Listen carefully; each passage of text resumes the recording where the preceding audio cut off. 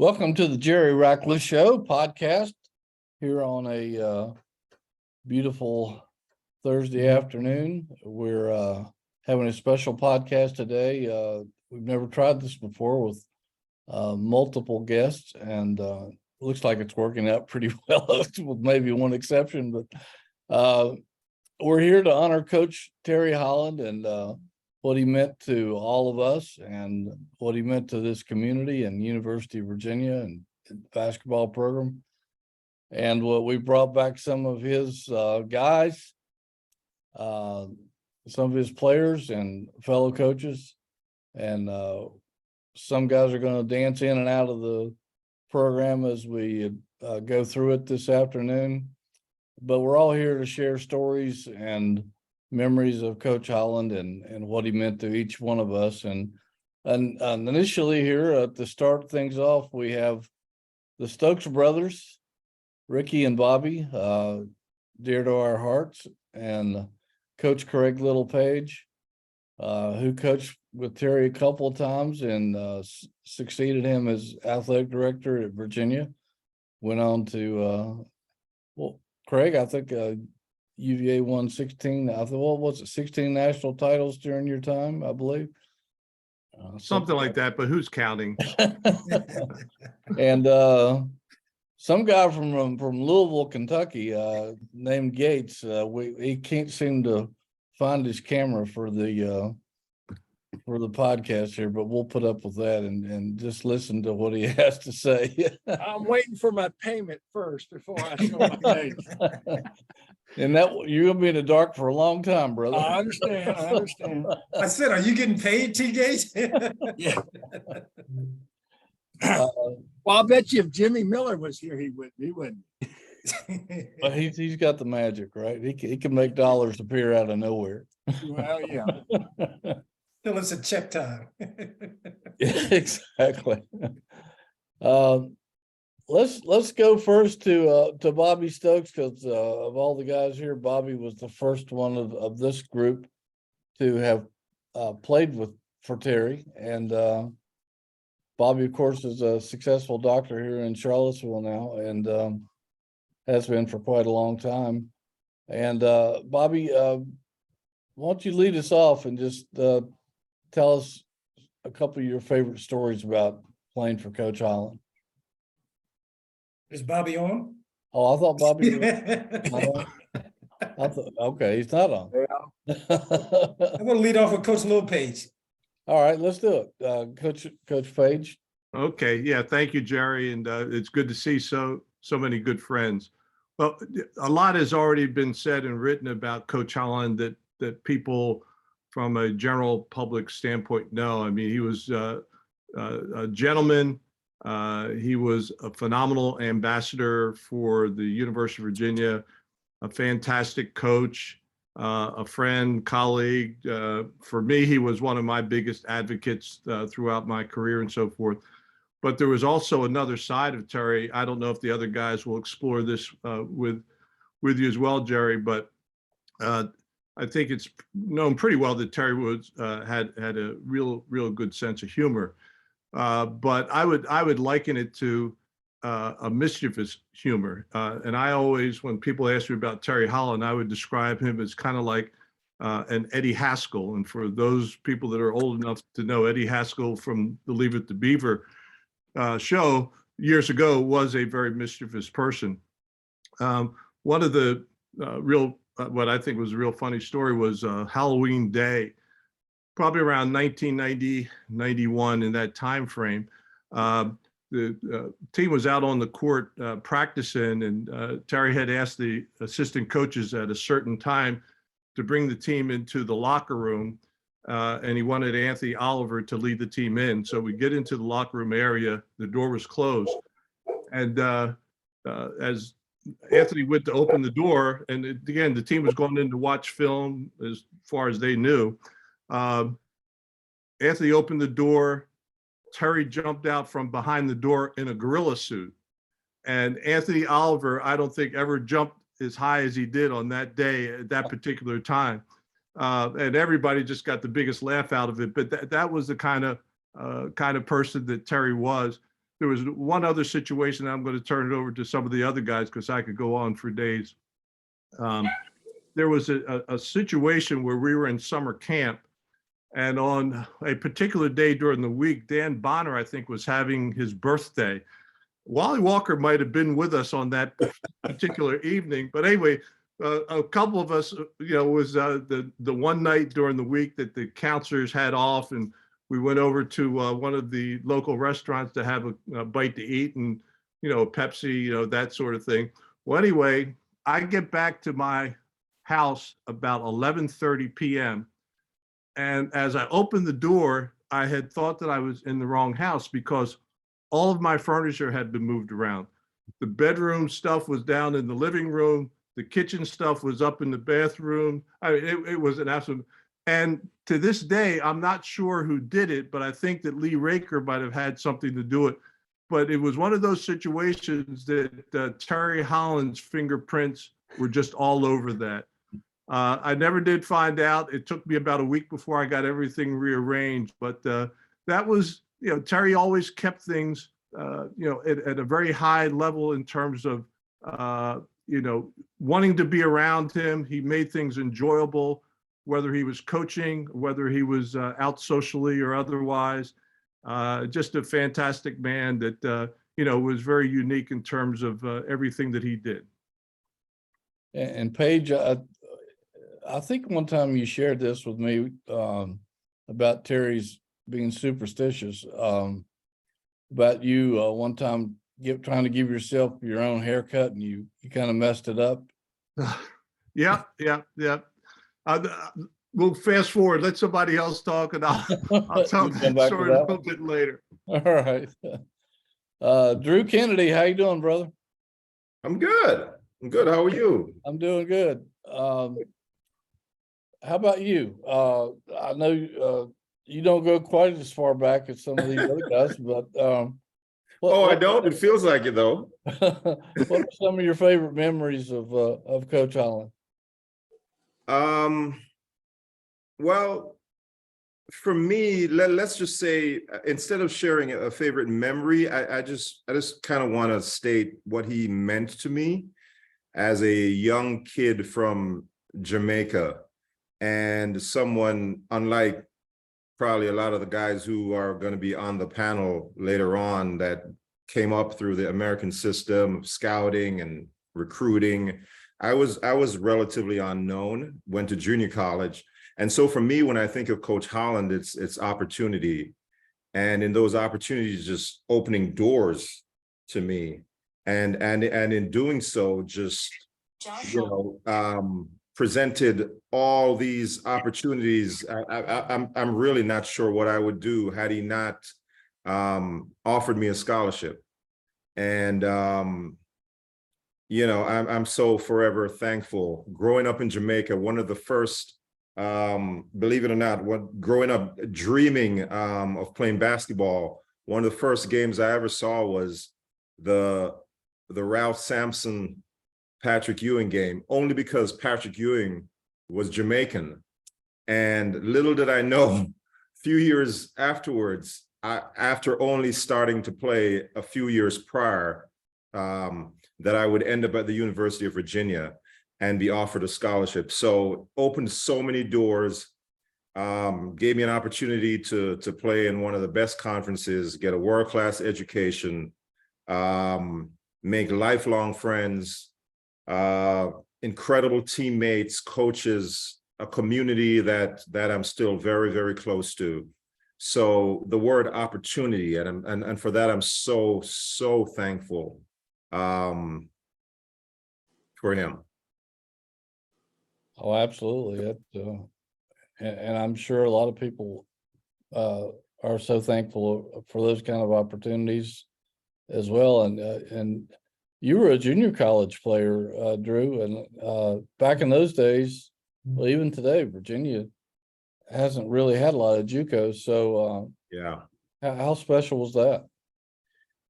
It was special, very, very special. But also, I was a little naive coming in because I didn't really understand the scope of what I was walking into. But true to the type of person Coach Holland was, he was so calm and so welcoming, and he instilled so much confidence and belief in me from day one, that it made my transition seamless.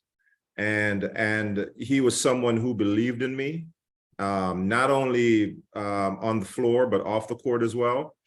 And so, you know, the many talks we had about being myself, having confidence and stepping into my strengths and the role that he had for me on the team were invaluable. And so it was truly a unique experience, and forever grateful for him, to him. Absolutely. Yeah. Let's move on for a moment, and we'll come back to you, Drew. You're going to hang around for a little while. Oh yeah, I'm gonna hang around a little bit. And let's go to Wally Walker. Wonderful Wally. Was on Coach Holland's first team, I guess, and helped lead Virginia to its first ACC tournament championship and its only championship until 2014. And Wally, how incredible was that? I guess that was what, Terry's second year as head coach? Yeah, I'd like to go back to two things. One, his first year as head coach, and we weren't very good. But I want to go back to Eddie Haskell, Paige. Thank you for invoking Eddie Haskell. You're looking very lovely tonight, Mrs. Cleaver. I would say that was Eddie Haskell. Some of us remember, some of us don't. But Terry's first year, you had to change the culture, and one of the ways we did that was keep running the same play over and over and over again in practice, and the coaches would yell at the same mistakes, and players would get hot with each other and frustrated. And we had one player who was a captain, a well-known TV commentator. Let's call him Pins for the sake of, argument. Where he got frustrated and decided to hurl a pass at one of the assistant coaches. Well, the assistant coach either didn't see it or pretended he didn't see it, and it missed him by a wide margin, which with Pins wasn't that surprising. And a couple was over the side, and I'm glad we're getting to Terry's sense of humor, because he used humor. He was funny anyway, but he used humor to diffuse situations. And this one was really tense, and it was heating up. And he just said he saw the pass and saw the miss, and says to the player, we'll call him Pins. No player. No player. And he said it quietly, and only a couple of us heard it. But he said to him, "And what do you think would have happened if you would actually hit him with that pass?" Right? And then he would have had to do something. But instead, he totally diffused the situation. We those of us who heard it chuckled, and the bad passer, which that wasn't his only one all year, moved on, and we went back to beating each other up around the same play over and over again. That player, by the way, was invited to today's podcast, but he's traveling to announce a game somewhere tonight, or I don't know. He said he's in planes and trains and automobiles all day. So I talked to him Tuesday night after the game, which he broadcast the Clemson game, and we replayed that same story. So that's maybe that's why he didn't show up. He didn't want you to tell the story. And Paige, yes, I was at that party. I didn't know your furniture got rearranged that night. After that party, I'm surprised you even knew it.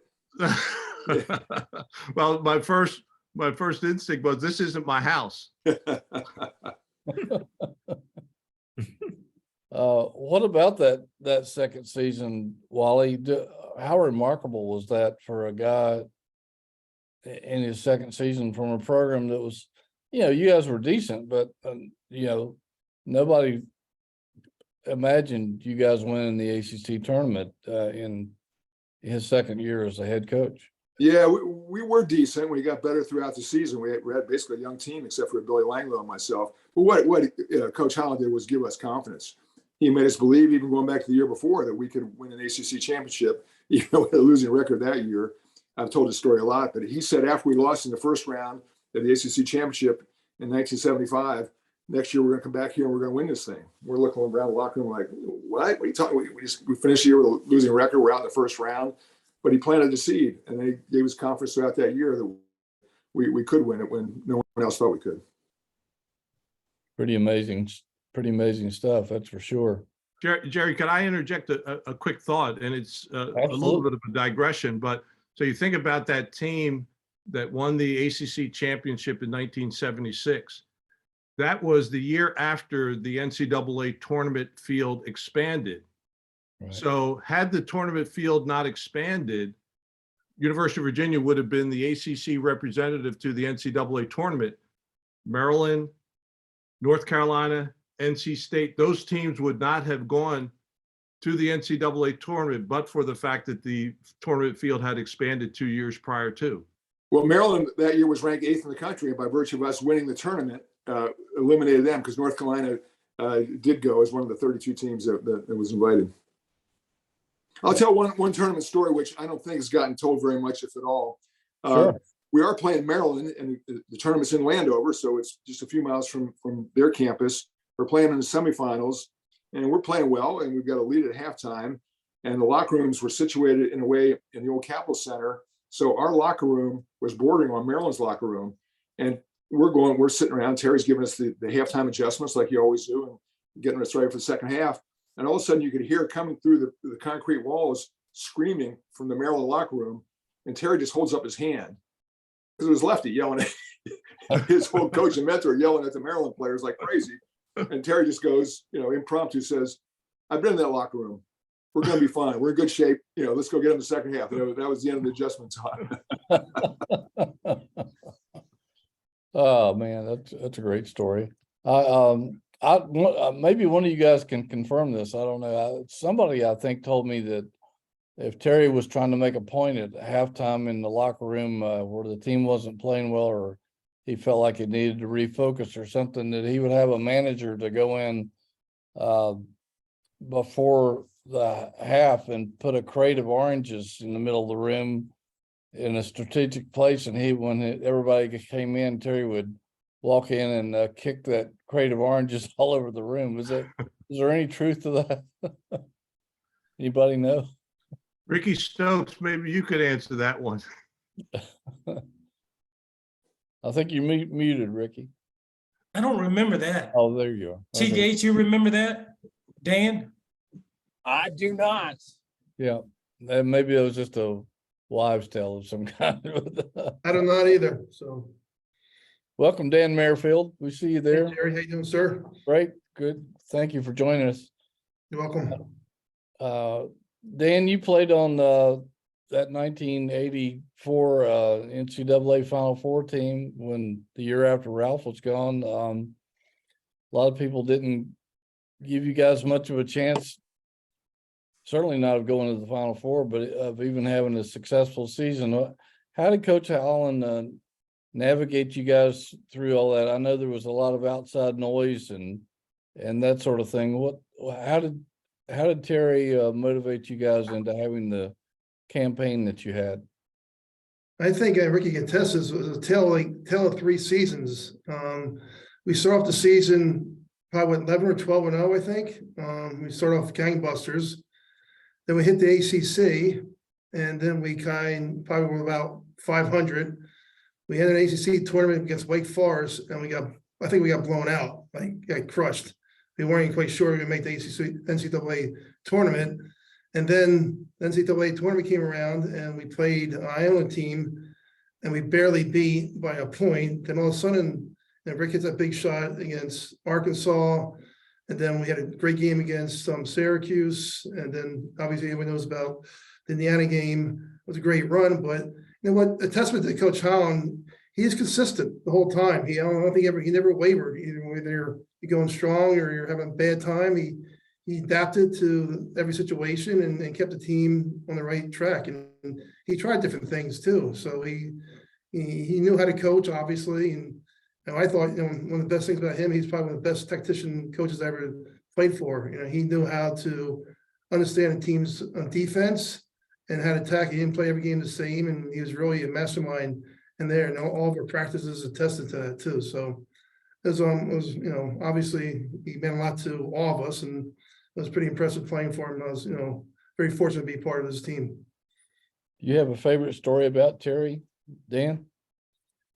A couple probably. I mean, there's many of them, but I think the biggest one was like not one of the biggest ones, but when we lost to Chaminade, next day in the morning, he was unhappy, so he had us run at 6:30 in the morning, so that wasn't too good. He was running 5 miles the next morning at 6:30, and he was not happy, and he never brought it up again, but he was not happy about that game at all. I don't think he ever really talked about it again. But one of the things, a testament to him, was I think when I G8 for him for 2 years after I graduated in 1987, we lost to North Carolina in the semifinals of the ACC tournament, a double overtime game, which was a great game going back and forth. And just a testament to Coach Holland, how much he cared. I after the game, he was emotionally drained. I never saw a man cry in my life. He was crying after the game, and his mentor, Lefty Dragel, there was hugging him like I never. And it's something like kind of just stuck with me for my whole life. I just remember that whole feeling about his care and his thoughtfulness. He cared so much about the team, the players, and winning, and really a testament to him. So that's a couple of stories right there. Absolutely. Thank you for sharing that. Welcome. Terry Gates, we can't see you. We can hear you though. Good thing. You were one of the Louisville gang. I was the player to be named later in baseball terminology. I think I showed up and people didn't know who I was. But it is what it was. Tell us that story. How did you guys, all you guys from bluegrass country, end up in Charlottesville? Well, I was a year in front of Jeff and Lee, and my senior year ended mid-January, where I hurt my knee and had surgery about 5 or 6 weeks later. And that's a year after missing 10 games. And I hightailed to become a Mad Hatter at Stetson University in DeLand, Florida. And then Jeff and Lee, Lee was, I think, preseason Mr. Basketball, and Lamp flourished right at the end of that state tournament. And they finished 1-2 in that category, which is unheard of. Two teammates finishing 1-2 in Mr. Basketball, and Lamp won out. And just happened to be at the gym playing in the summer and met Coach Holland, and Richard Schmidt was planting a few seeds, and I met Terry and had to get away from Stetson and yada, yada, yada. And I got my 68 Nova and went over the mountains of West Virginia and showed up and lived with the football team for a year, which was a very different experience from a lot of the other guys. And I know Drew, he said he was a junior college player. I guess I was a transfer, or I was before my time in the portal world. But and most of those, transferring back in those days was very difficult, because I think you had to make it an impression quickly if you were going to catch on, or they're going to over recruit you, which I think they always try to do anyway. But it was a tremendous opportunity to go to University of Virginia and be reunited with Jeff and Lee, and be challenged more ways than one, not just on the basketball court, but in life. And I can't thank Terry enough for giving me the opportunity, and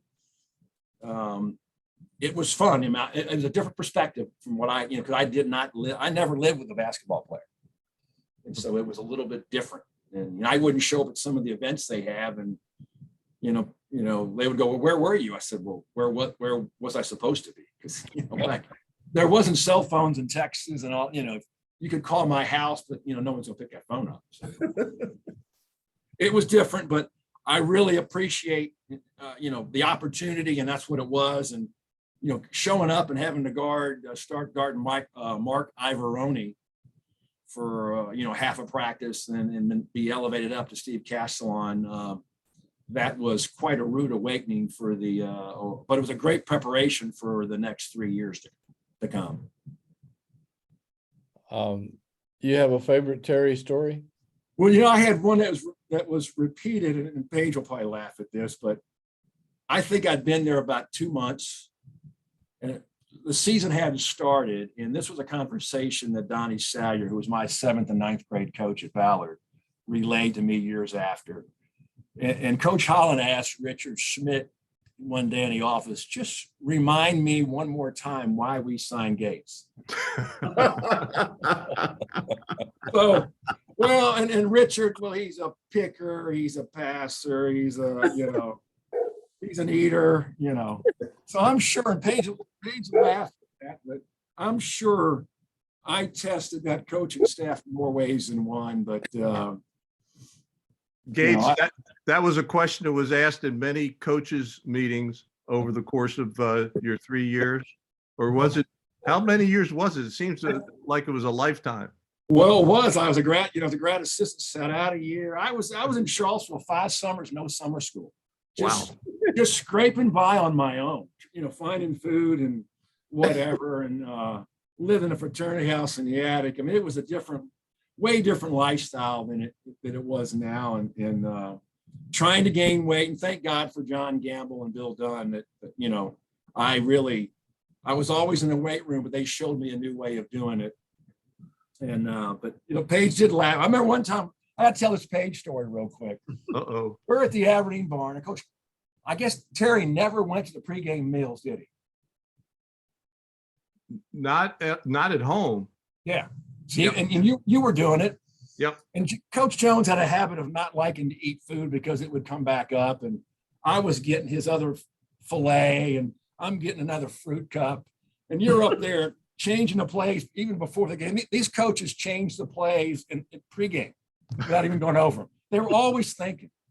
So I'm in there, and Paige looked at me and said, Gates, we got to play. As I'm gathering excess food, we got to play in like 2 hours and 15 minutes.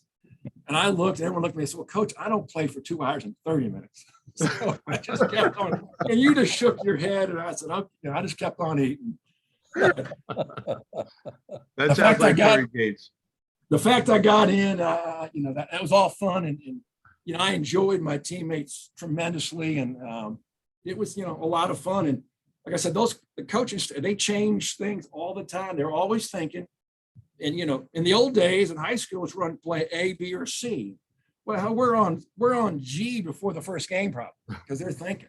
And once Ralph showed up, that just got, that got to the exponential power of trying to, to isolate and improve, and and put those players up front.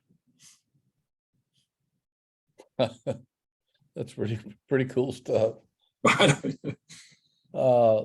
Ricky Stokes, part of the Lightning backcourt at one point, you and Othell Wilson. Tell us a little bit about how you got to Charlottesville and how Terry, I guess Terry already had Bobby in the fold, and he must have liked what he saw in the family, huh? Well, or that he couldn't find any other guards. So I think we were just kind of flyers, so 2 flyers. So, but I got a chuckle hearing Wally saying that Coach Holland said after they lost the first year, they would be back. I think Dan would attest when we lost with Ralph out in Albuquerque, Coach Holland did not tell us we would be back and deep in the NCAA tournament. As Dan said, I think that was the only year, my senior year, Dan's junior year, where we didn't even meet to see if we were getting in the NCAA tournament because we thought we were going on spring break. We had such a big pressure because we were 500 to go to beat Wake Forest in the first round of the ACC tournament, and we lost. And so we didn't even get together. I mean, coaches or team is like, spring break, here we come. And we're all packed to go on spring break, and we get a call to say, hey, we got to practice. So we were kind of happy or disappointed because we had never had a spring break with Ralph. So, and we all figured if we're going to go, we might as well try to play and win a game. So, and the rest is history. So I'd just like to, thank Coach Holland, for taking a chance on my brother. And my brother will be on later, and he'll tell the story. My brother was supposed to go somewhere else. I think it was with Eddie Webb, if those who Coach Webb, not Eddie Webb, Paul Webb. Paul Webb. Was the son. He was supposed to go to Old Dominion. And my brother was a leading scorer in the state. He never passed. And go figure, he comes to Virginia, never shoots. But Coach Webb's, instead of signing him on a Friday, said he would sign him come back on Sunday or Monday and sign him. And then Virginia somehow, my brother tells the story, someone didn't get in. They end up having an extra scholarship, and he gets a call from Coach Holland, going to offer him a scholarship on like Saturday. And my dad said, okay, this is where you're going. And I ended up signing. They came down, he signed, or he went up. I'm not sure. He'll tell you how he signed. Paul Webb comes back on Sunday or Monday, not thinking anybody's going to sign this little guard from King William, Virginia. And lo and behold, he had already signed in Virginia. But I give Coach Holland a lot of credit for understanding, first of all, playing defense. I think anybody in here, if you didn't play defense, you didn't play. Many of the better offensive players have come through this program, but you had to play defense to get on the floor. And I'll never forget, you had to guard your man. I mean, it was, my butt got kicked many a time. You had to learn to stop somebody. And that was at the forefront. And you had to learn some toughness. And I think those traits teach you a lot in life. And I'm forever indebted to some of the life lessons and the brotherships and the friendship. But he also understood roles. And we all understood our roles to the bigger part that we each played. Dan and I were Lifeless Blue Team, and that's what is a sub. So, but we understood our roles as well. And T. Gates as well, I guess, is a blue teamer. But I'm forever grateful for the opportunity. My dad's grateful for not having a scholarship, but for the lifelong friendships. I can just talk about playing softball with the coaches, running preseason. And I kind of forgotten running that hill in Chaminade, but even those life lessons of always being prepared to play a game. So, though I didn't think Ralph had to run. I think he got sick.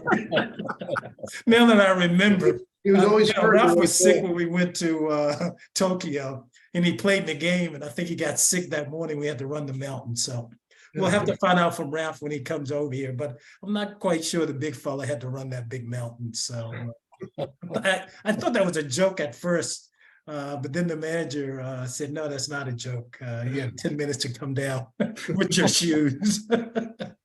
It was not a punishment run, though. He did say that. So Jerry, if I could jump in. Yeah, please do. Because as everybody's talked, all these different memories come back.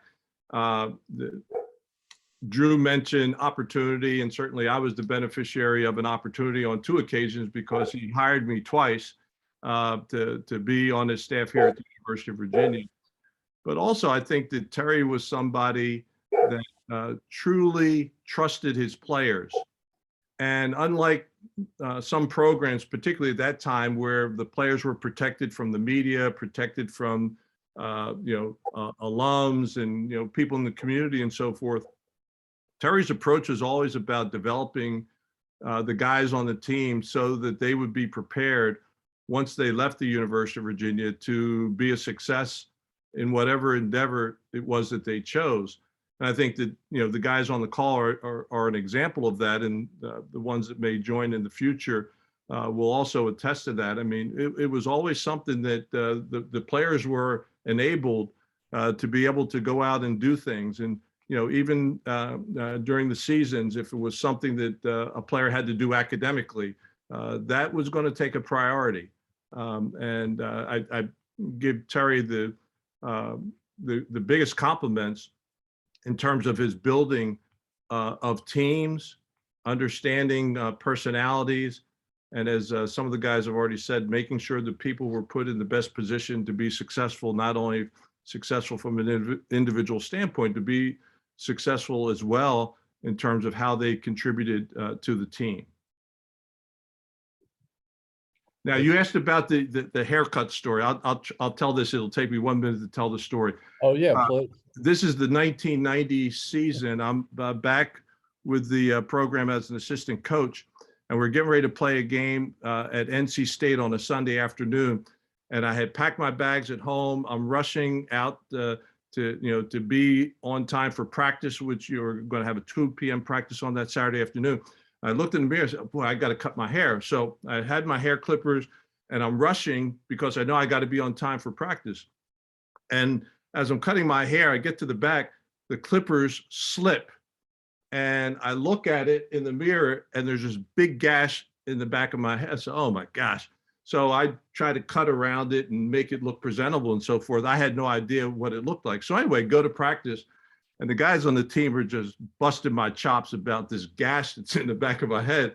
And I go back and again in the locker room now and I look at it, I had to admit, it looked pretty bad. So anyway, we play down at NC State the next day. We win on a buzzer shot. I can't remember all the circumstances and everything.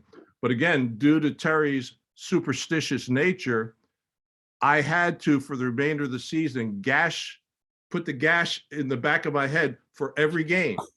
And every single game, and that was the year that we went to the Elite Eight and lost to Michigan.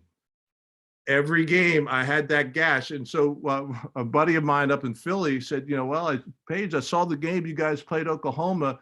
He says, what was that in the back of your head? I said, you got to understand, that was the gash. But every game, and it had to have been like about 12 games, every pregame, I would put that gash in because we were superstitious. Wally, does that superstitious nature go back to your days? Yeah, he wore the same outfit multiple. Well, ACC tournament 3 straight nights. He got the same outfit on. Yeah, it was warm in the gym. I have a story. I hope it's not about me, but it goes kind of the mentor relationship and over the years. Because in 1997, he's director of athletics, and I get named to the board of visitors. So I'm a board of, maybe ostensibly even his boss. But I fly in from the West Coast. I'm living in Seattle. I fly in from the West Coast for one of my first meetings, stand at the Boar's Head Inn, and I put in for my early morning wake up when we used to have those. Well, they forgot.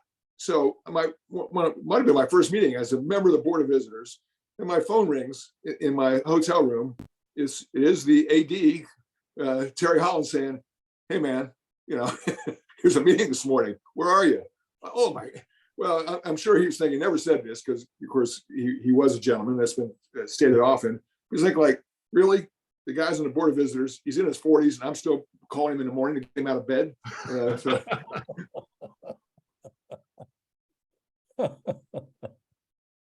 Yeah, I could see that. I could see him saying that. That's for sure. Man, Dan, that team that you played on, it sort of carved out a reputation for being a pretty tough basketball team. Was that something you guys took a lot of pride in? And I'm sure Terry preached that in practice. Well, I think that's the way I played. I mean, my high school coach kind of taught that a lot. I mean, Coach Page can attest to that. And Coach Beaton, who coached with Coach Page many years, brought that style. And like Ricky said, like once you get on a team, you get to figure out, how you're going to get on the court. And I quickly found out, what your talent is, and you compare it to the competition, and you get to figure out how you do to get there. And I know how to play defense, and like Ricky said, if you play defense with Coach Holland, you get some time, and that's what I concentrated on, and it worked for me. Absolutely. And Gates, I know as a sports writer, during part of the Ralph era, your scholarship might have run out, but you were still in the locker room. You were Ralph's bodyguard to keep guys like me away from Ralph and in the post games. What was that like? And was that Terry's idea or where did that come from? Well, in our little JV locker room prior to, I don't know if Dan and Ricky got to the new locker room, but we were in this small little locker room that had like junior high school lockers, and Ralph and I had lockers together. We were separated by one locker that had about 20 pairs of size 17 shoes in it, which I used to take from the bottom and give those out as Christmas gifts to people. And my roommate lost the rear view mirror on his like 2000, like on his 1970 Toyota because they weighed too much. But now, when he showed up, that took the pressure off me because I was looking at playing potentially at being center, which that's not a pretty picture in any way, shape, or form. But when he showed up here at 195 pounds, I realized this, some good things could really come out of all this. And it was fun to play with him in practice and alongside of him. And a lot of times when I saw teams warming up and someone would trot out at 6'9", 245 or 50, I knew that I was going to get some playing time that evening. But I will tell you, I'll tell you one story. And Dan and Ricky, we beat Chaminade, I think in 1979, but we had to fly to, I guess maybe it might have been Santa Clara, California, in the Cable Car Classic, and we lost that first game, and we ended up playing Army, and they were pushing Ralph around a lot. The coaches weren't happy with the practice before might have been San Jose State or something. And so now we're in the second game and it's getting physical out there, and 12-minute mark, I don't go in, the 8-minute mark, and all of a sudden Terry asked me to go in like with 1 minute and 47 seconds. And immediately some guy plants an elbow in my chest, and then I didn't set well with me because I was a little bit ticked off about not playing, and almost got in a fight. I think they took a swing at me, and the only person who stepped forward was Raker and Doug Newberg off the bench. Everyone else kind of stepped aside, and every one of those 5 starters for Army was in my face. So at halftime, Terry grabs me and says, "What were you doing? What were you thinking?" And I said, "What are you talking about?" He said, "They could have kicked you out of the game. You might have missed the second half." I said, "Coach, I only played 1 minute and 47 seconds. I don't know if that was, if that was good or bad," but he just shook his head and walked on. And as Paige will probably attest, there was probably many conversations they had about yours truly. I can attest to that. Yes. Yeah. Ricky, what was it like playing with your brother for Terry? That's special. Not many people get to do that. What is really special seeing Wally, I came up to the ACC tournament in 1976. I can attest, I didn't think they were going to win. I only brought one change of clothes, Jerry. So we had to go out shopping. I'm sure it was at Sears at that time. And I said, okay, let's buy another set. And lo and behold, they played another game. So it's really, can you imagine the exciting, being in high school, being in 9th grade, having an opportunity to see Wally and Billy Langlow, and for having my brother have an opportunity to play. So, by the way, we would not have won that tournament without your brother. Yeah, that was stated enough. Hey, Wally, he tells me every day, trust me. Okay, he does you. Okay. I'll say it one this time. This one. Ironically, we never won the ACC tournament, so he never lets me forget it. So many things that we regret, guys in our team regret not winning the ACC tournament. So, and also not winning a national tournament. So it was nice for you guys and the guys behind us to win both. But Jerry, it was really nice. Set a great example. Got lucky to have the opportunity to come and play, and one thing led to another. I tell people one of the reasons I got to play is playing with great players, Ralph and Jeff Lamp. Two of the guys, they made everybody else's job so much easier, along with the other great players, Lee Raker and Othell Wilson, and Jimmy will get mad if you don't mention his name. But it was just a great time. Great guys, friendships. We all had an opportunity to see sadness to see. Also, I'm going to mention Ken Needland's passing. So Yes. We were just up in Alexandria for his memorial. So I know this is a memorial for Coach Holland, but I'd be remiss if I didn't also mention the passing of Ken Needland as well. It's a big Absolutely. part of Virginia basketball as well. So And throw Jeff Klein in there too. It's Yes, and Jeff Klein, who was on. makes you stop and think. Yeah, Jeff Klein. You're absolutely right, TK. And I was one of the lucky guys that got to play with both of the Stokes brothers. Who's Dr. better? Robert. Who's better? Well, Rich, certainly it's Ricky. You know, it's you can tell him I said that. I like you, I TK. don't think I ever threw the ball in. I don't think you ever posted anyone up. Every now and then I would throw. I did tell Bobby, no one's guarding you when you cross the lane. Nobody. I'm gonna throw you the ball. I didn't practice, and the coaches just would scream at me. In the game, I would throw it to Bobby, turn around, and shoot a layup, and we'd run down the court because he knew it was coming. Nobody was guarding him, and I just blocked my right ear as I was running down the court, so I wouldn't hear from the coaches. But anyway. Coach Holland got fiery now. He's. I mean, I think guys will attest. He would get after us. I was going to throw that out there. Everybody knows that Terry was the ultimate Virginia gentleman, but he had a temper. He could unleash on some people. Anybody got any stories about that? I'll tell one story. One of the things as an assistant coach for any head coach that you don't do is you don't get a technical foul. And Terry, as you mentioned, was fiery when the occasions arose. He would jump out and challenge the officials, or he would challenge the players and so forth. But anyway, we're playing a game late in the year against the University of Maryland. I want to say, Gates, you might have been on the team, because my recollection was Ernest Graham was on that Maryland team. Right. So anyway, I want to say it was the last game of the season, and we're just taking control of the game with about 8 minutes left in the game. And we were running an offense called the baseline shuffle, which basically 5 guys are moving back screens, down screens, and all 5 guys are getting involved. And we had this one possession coming out of a timeout. Terry said, let's really make them work on defense. So we were running this for about a minute, and you could tell that Ernest Graham was getting irritated having to guard having guard Raker. And every time Raker would come off of a little shuffle cut, I would be sitting there and I would be screaming at the officials, call the foul, call the foul, call the foul. So again, the offense continues, call the foul, call the foul. The official turns around, blows the whistle, and says, boom, like that. And I thought I was going to be fired on the spot.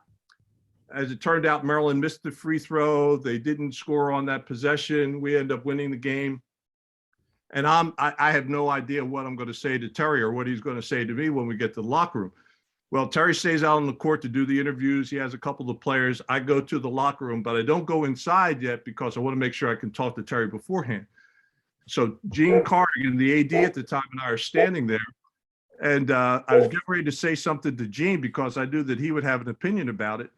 And Gene says something to the effect, Paige, I just can't believe that those officials called that technical foul on me, meaning Gene. And I'm thinking to myself, well, Gene was sitting right behind the bench. He says, yeah, I really was giving him hell. I said, Gene, I can't believe that they called that technical foul on you either. So now Terry comes, and as he's getting ready to go in the locker room, I mentioned, said, Terry, I just can't believe that Gene got that technical foul like that. He said, Gene got the technical, oh, yeah, you talk to him, ask him about it. So Gene Cardigan was confessing to a technical foul that I thought that I got. But I'm sure that Terry would have had something to say to me about keeping my big mouth shut. But it was one of those things that I'll never forget, Gene confessing to the technical foul that Craig Littlepage probably got. If I could add a referee story, and by the way, Terry, we're saying it in different ways, but he was intensely competitive. Gentleman, yes, money, yes, but intensely competitive. So it was my senior year. I'm the captain of the team, and a great official, which some of you, maybe all of you remember, named John Moreau. I think he was even from Richmond. Really good official and nice man and always fair. And Terry was up about and running around. He got out of the coaching box, and John Moreau came up to me and said, would you go stay in the coaching box? So I don't want to give him a technical. I said it in a very nice way. So I walk over to Terry. John Moreau's watching me, and I relay the message, just in that manner. And Terry's response was, go tell John. He can go expletive deleted himself. So now I got to turn around and walk back. And I know he's watching the conversation. All I'm thinking is, can he read lips? Because God really read lips. Because everyone may be out. So I got to go back and say, oh, he got your message. Thank you, Mr. Moreau. That was, he understands. You guys span generations of Virginia basketball, obviously. And when I first came to Charlottesville, one of the things that Terry wanted to make plain to me is I wasn't exactly a rookie sports writer, but I guess sort of I was. And I can't remember what prompted the conversation, but I was in his office one day and he looked at me and he pointed and he got, like you said, a little intense. He says, one thing you need to understand if you're going to be in Charlottesville is that North Carolina is our enemy and we are in a war with North Carolina and that is never going to change. What talk about, anybody got any stories about Terry in North Carolina, Terry and Dean Smith? Jerry, I've got just Terry Gates. I've got one, and it's about officials and it's about his competitive spirit.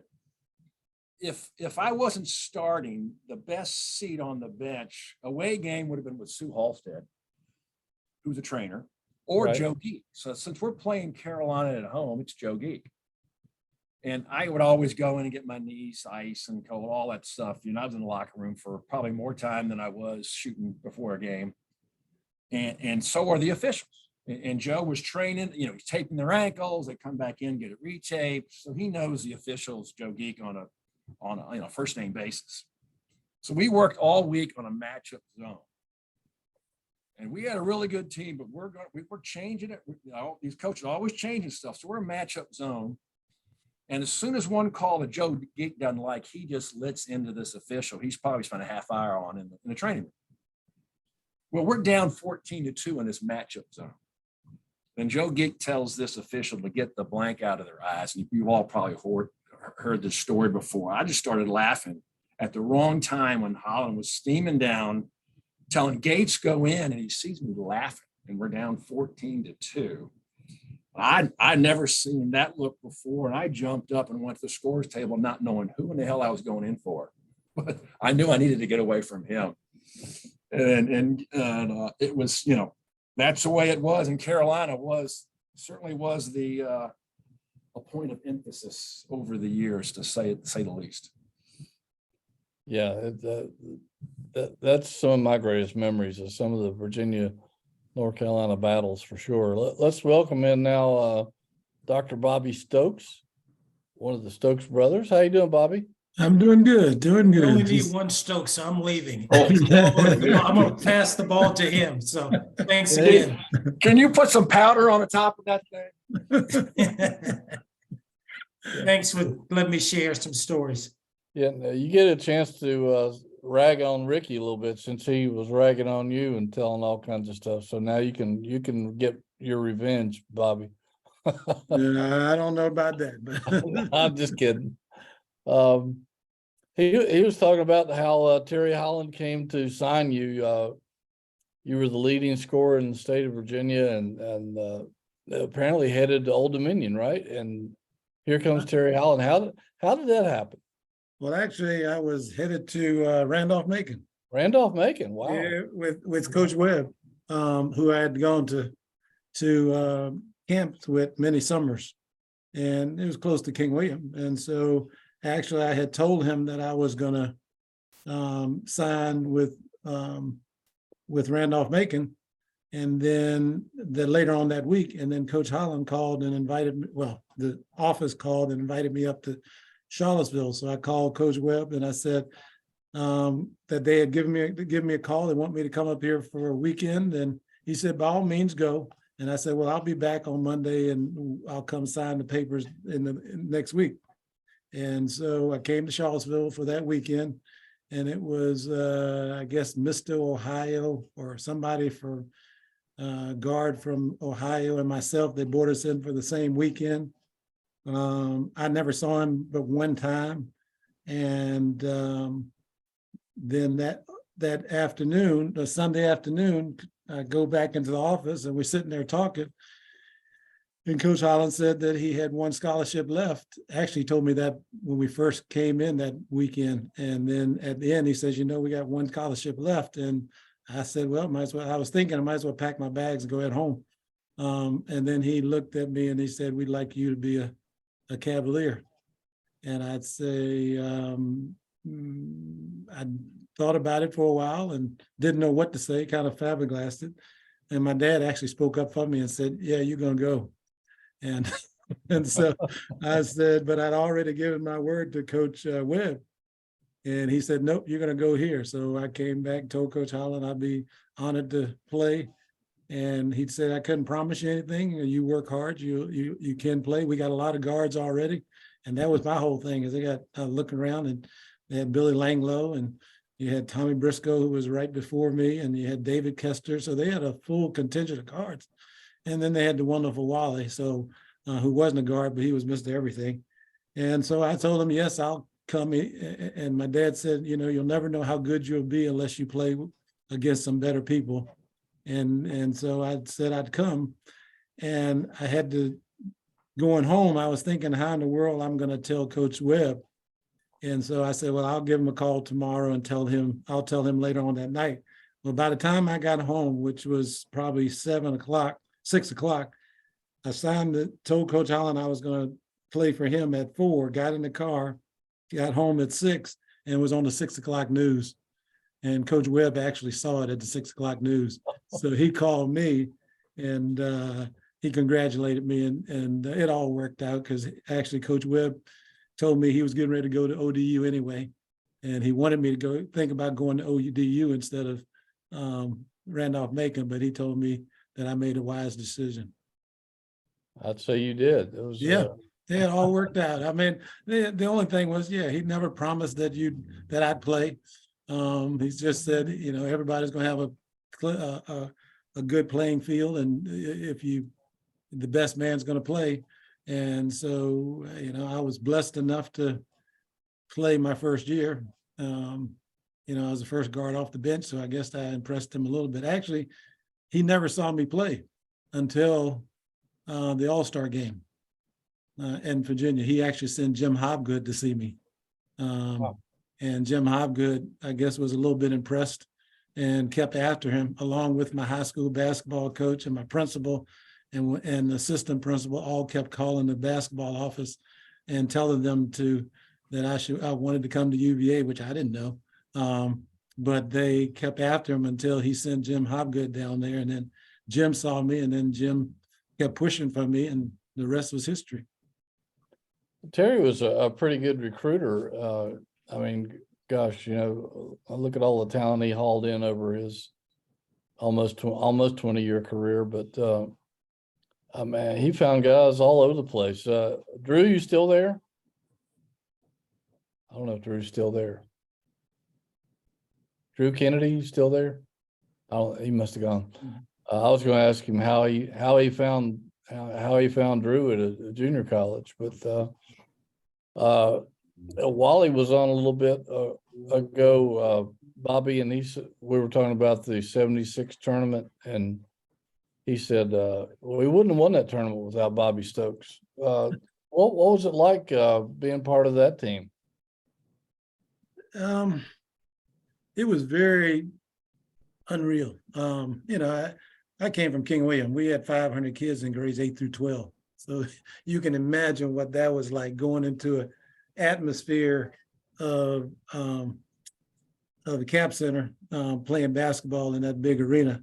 But you know, I don't know, I guess Coach Holland built the team so that we kind of peaked at the right time. And, you know, we never looked ahead on who we were going to play. It was just one game at a time. And, you know, I was just concentrating on the players that the team I had to play with against that night. And that's the way we took it. That's the way we approach it. He used to say 20 minutes of basketball, 2 halves, 40 minutes of basketball, and then we move on to the next one. And so, you know, we never looked ahead. We always looked at the game that we were playing. And, we just did what we had to do. And I think toward the end of the season, we were actually playing the best basketball that any of the teams, and we felt like we could beat them. And of course, Wally came in and did his thing. But the rest of us played nice roles, and we were able to come off with 3 great wins. Do you have any favorite Terry stories from your time with him or even afterward?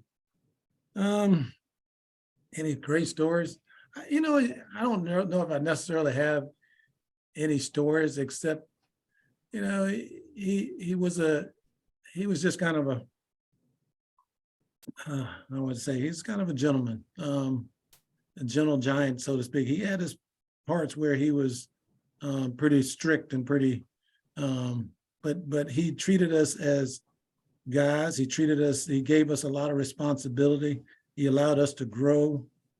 And he also banded us together as a band of brothers. I mean, I think that's one of the good things or the things that I can attribute to him. It's not one thing that he did that I can have a story, but he kind of built relationships and built a team and built a family. And it was just basically on and off the court. And I can say that because, the guys that I came in with, I do feel like we're all brothers and we can call them at any time. And so it was much more than basketball. So. You guys still keep up with one another, don't you? Yeah, quite often. Yeah. It's a whole lot easier now with the Zooming and also, I live here in Charlottesville, so I get to see quite a many people, but we do, we get together quite often and we talk quite often and we keep in contact with each other, know about each other's family. And I think we were a fairly close-knit group, much more so than I think some other teams were. Yeah. Bobby, when you came to UVA, was it your intent to be a doctor, or was that something that? Well, that was something I really had in the back of mind. I wanted to do family practice, and if the dear Lord blessed me enough to do that, and I must say that Coach Holland actually engineered a lot of that. I mean, he knew that was an interest of mine. So when I came up here and got recruited, he let me meet some people, or got me in touch with people that were doctors or professors who could help navigate me to get to the goal. And all while I was in school, he took an interest and tried to make sure that if that was my goal, that I could help achieve it. So I met great people on my recruiting trip that helped me along all through undergrad to help me get into med school. And then after I finished undergrad, he let me be a graduate assistant so I could take some more classes so that I could eventually get into med school. So yeah, it was a dream of mine, and I didn't know exactly. When you're 18, you don't know what you want to do, but it was a dream that I had wanted to do, and he actually was very instrumental in helping me do that. Chris, you look like you want to ask a question. I'm unmuting myself now. Yeah, I've just been listening with great interest to all these great memories of from everyone. And Bobby, I would ask, what kind of influence would you say that Coach Holland left with you that lives with you, to this day? I think the thing that he kind of helped do is he had a kind of a steady hand. He had a vision and a goal, and I think he probably influenced me to the point of there's a lot of different ways to achieve the goal, but you got to set your goal, you got to build to it, and you got to be humble along the way. Be genuine, be thoughtful. It was just a conglomeration of things that I think he helped along the way. I think he did think outside the box some. I mean, I didn't do the traditional way of going to med school. I wasn't a biochemistry major. I wasn't a science major. Actually, I was a phys ed major, which, helped me along the way. And then I just took extra classes that I needed to get into med school. So, I think, he instilled that you don't give up on your dreams. You work hard for your dreams, and there's ways to do things, not trying to skirt around things, but there are other ways that you can do things to get to your goal. And you just got to keep at it and keep going. And you may trip and fall, but it's a long haul if you really want something. Hey, Jerry, Yeah, this is Terry Gates.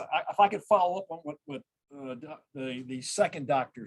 Stokes said, but when he said when he was in Holland's office and they offered him a scholarship, and the real Dr. Stokes said, "Son, I think you're probably taking this." My dad, when I told him that I was thinking about transferring to UVA, he said, "Well, I got some friends that went there." And he checked into it. They really loved it. And he says, "Are you serious about this?" I said, "I don't know. I had a really good time at Stetson." But he said, "Son, I've got 4 or 5 friends that went there. They really enjoyed it. It's a really good academic school.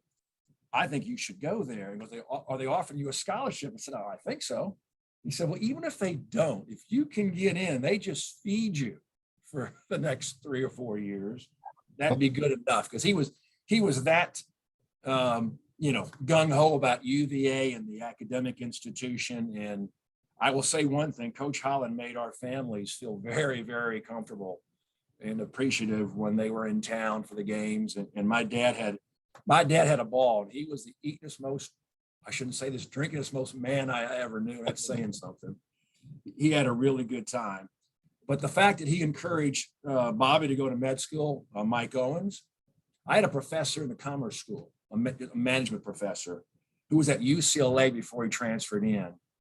And he said, "I can't believe you're even in the Commerce School." He said, "When you go to UCLA, they give you your schedule. You're not picking. You're taking 12 hours.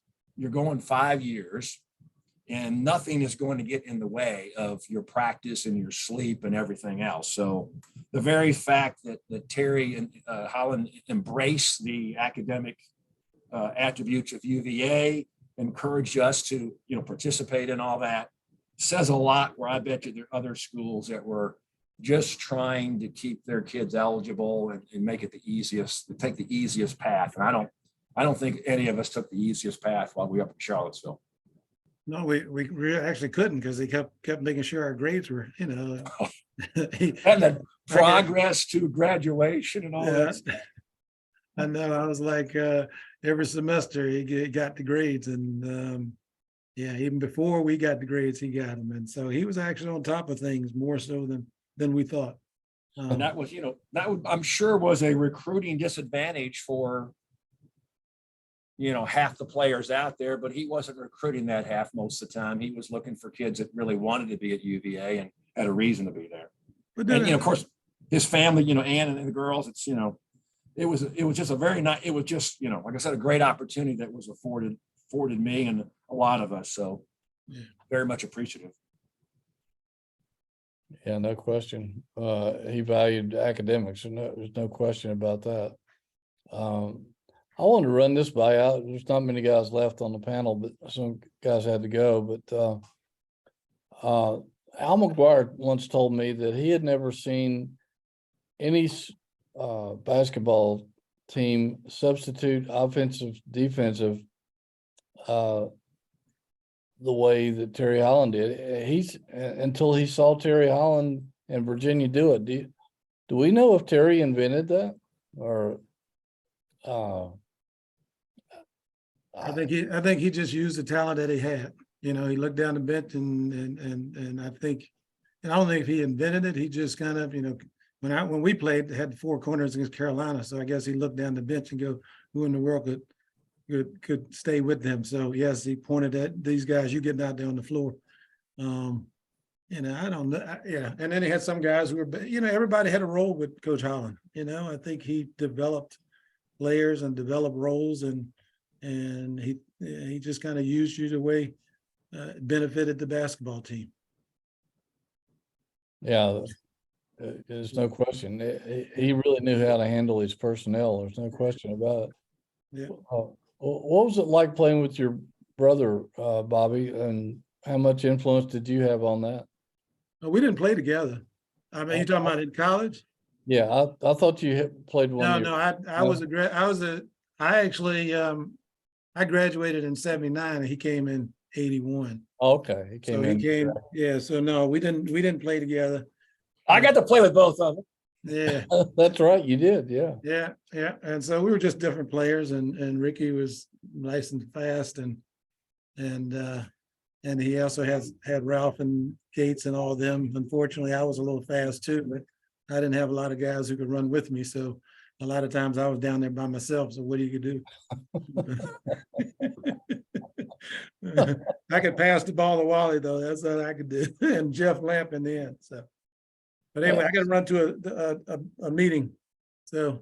Oh, that's okay. Thank you, Bobby. Y'all take care. It was nice talking to you. Nice seeing you. Thank you for joining us. We appreciate you. Okay. Gates, you still there? I'm here. Kennedy, you still there? His name keeps popping up, but I don't, he must have left. Well, you mentioned about defense to offense and all that. I'll tell you one story. I finished more games than I started, but if you remember the 80, I guess January of 80, when we won the first time at Carolina, Jerry, were you? Yep. You were that game, and we were down at halftime. We got maybe 9, 11, and it got to 17 points. I got in a little bit then, and once it got to 17, I knew I was coming out. This is a 9 o'clock game. We were so far behind, I unlaced my shoes. And Lamp goes on a tear. Ralph goes on a tear, and we end up tying that thing and going to overtime, then double overtime. Then Ralph fouls out. So I had to, with about a minute and a half to go, I had to retie my shoes, get ready, only to shoot a free throw at the end because I knew that far behind that it was not going to be. It was going to be Othell and Ricky and those guys trying to catch up versus me plodding along. But he did have roles for each one of us, and this is pre-shot clock, different game. But they thought I'd never seen coaches change so many things, but they were always trying to tweak things to get us to. And he always thought, we were intelligent enough to implement their changes on a weekly basis. Yeah, I don't know if Terry was ever given credit for being the strategist that he was. No, it was.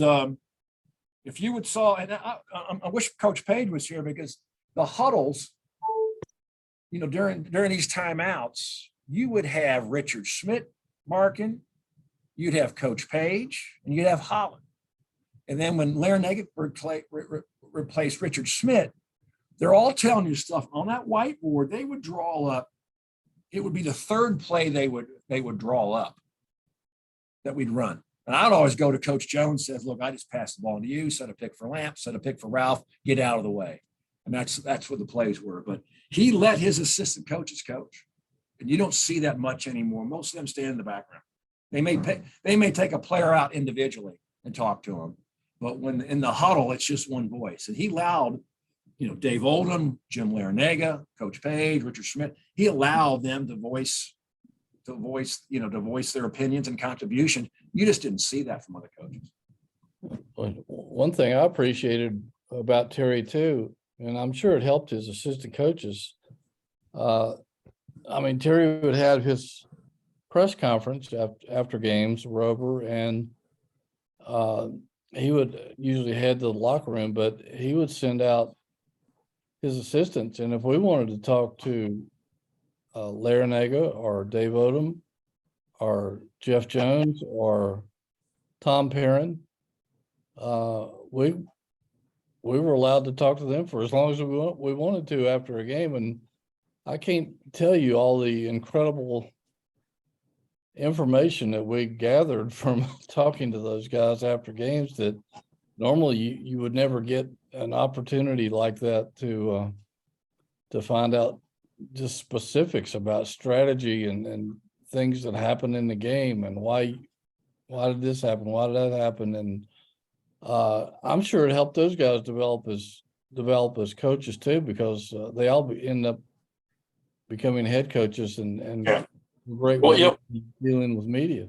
Well, I said that not only with all the coaches vocal. I mean, Jeff Jones, my last year, his second to last year, he had influence in the huddles and drawing up plays. So, yes, that's how I got my, got on the radio. They used to send up one of the assistant coaches to do the game recap in the old days, and they would rotate every third game, and then if we were at an away game and you had to go all the way to the top of the stadium, they said, Gates, don't you want to be on the radio? And you had to run up just in time to talk to Mac. So Yeah, he did share the wealth, and I think all of them are very appreciative and look at the success that Dave and Jim Larinaga and Coach Jones is, he's a coach's coach. He has an opinion, and he's always had one, and his dad was a coach, and he's always going to be a coach. yeah. Jeff Jones was going to be on. He and Bryant Stiff both wanted to be on today, but they have tournament games. Yep. Then they couldn't make it. We'll catch up with them some other time. And Ralph was supposed to be on, but I know he said he was bouncing back and forth between meetings, so he must have gotten hung up there somewhere. So, but anyway, it's been grand. I know Andrew Kennedy had to leave for a call. Andrew, you're not back on, are you? Yeah, he signed off. He said he had to get back on a call. Yeah. Yeah. So anyway, You're just stuck with me, Jerry. Hey, I can think of a lot worse scenarios. Yeah. But it's been fun. This has been a great hour and a half of remembering Terry Holland and you guys sharing your stories. Just great stuff. I know that Virginia fans will really enjoy listening to your reminiscing about the big whistle. I don't know. Did we ever find out where that name came from, Terry? That was Terry Holland's Yeah, I think nickname, the big whistle. I think there was an incident where he was demonstrating something, and someone said, "Can you dunk it or not?" And he had his Adidas blue long pants on and a coach's shirt, had that whistle. I think he got it wrapped around the rim. Oh yeah, I think I heard I wasn't there, but I think he's lucky that probably broke. Yeah, I do remember hearing that story once that he was trying to do that and the whistle got wrapped around the rim and Yeah, it's it was. I just heard the story, and I tell you, they had fun. I think you could tell that those coaches enjoyed coaching, they enjoyed being together.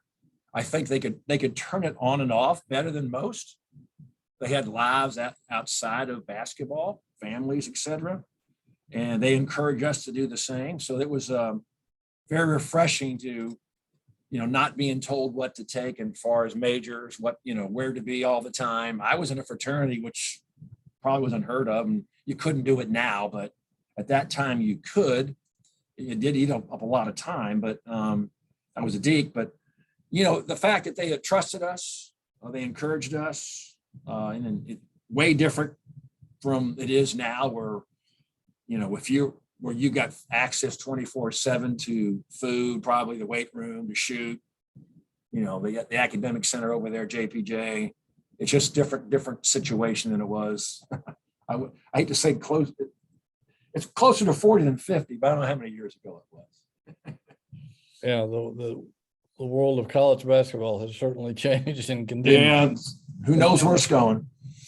Yeah, I'm afraid to look what it might be like 10 years from now. Well, thank you, T. Gates. We appreciate you, man. Not a problem. Always a pleasure. I'll figure out how to get my video on next time. This is a brand new computer as of like Monday. So. Well, I hope you're more technically sound than I am, because I try. I think I was in the right area, but this is an IT call. Like Paige said, where are the 12 and 13-year-olds when we need them? They could have figured that out in a heartbeat. I'm not so sure I should have downloaded that Zoom application for bank regulation. But anyway, All right, brother. Well, thank you. yep, have a good one. I'm going to thank our sponsors and then sign off, but appreciate you. Chris, we've come to an end of 90 minutes of fun, man. I don't know about you, but just sitting there listening to people tell stories about the history of Virginia basketball under Terry Holland is mesmerizing to me. I could have done this for longer. Yeah, definitely. Yeah, I could have gone on all night. It was great. Yeah, exactly. It was great seeing everybody jump in and play off each other and kind of remind each other of stories. That was for me, just for the most part, just listening in as someone who grew up in the shadow of UVA and UVA basketball. It was I'm the first listener of this podcast, so I feel privileged to have been part of that. And I'm sure a lot of the listeners out there do too. Yeah, I hope they'll share it with other Wahoos from around the country that may not be aware, but you won't be able to hear these stories very often, if ever. So, gosh, how lucky are we to be able to hear this? Some of the guys wanted to join in, but they couldn't do it for various reasons, mostly travel and tournaments and stuff like that. So, but we appreciate them making an effort. I want to thank our sponsors, Aberdeen Barn, the Good Feet people over at Stonefield, Ragged Mountain Running Shop, and Roback, the newest activewear company based right here in Charlottesville with the Q zips and that I've got on. Here's the logo. Our good friend the dog. Check out their ad on our website and get 20% off of your first order. But thanks to all the sponsors. If it weren't for them, we wouldn't be here and we wouldn't be able to share these great stories with you. So if you're anytime you can go by and participate in their store and support them, it means a lot to us. So that's all I got, Chris. And thank you for helping moderate this. And wow, what a fun time we had. Great stories. For our listeners and viewers out there, this is on the podcast side of things and also on YouTube. So Phil, please do share this. This is for if you know any UVA basketball fans, they'll want to be a part of this. And also JerryRatcliffe.com will have a lot of stuff. There's already a lot of stuff on JerryRatcliffe.com with memories of Terry Holland and lots of folks jumping in to share that out to the world. So thanks to Jerry and Scott. Also, your son Scott has been part of that coverage as well. You guys have done a great job. And our memories of Terry Holland. This has been a great experience for everyone involved. Signing off. Everyone have a great day.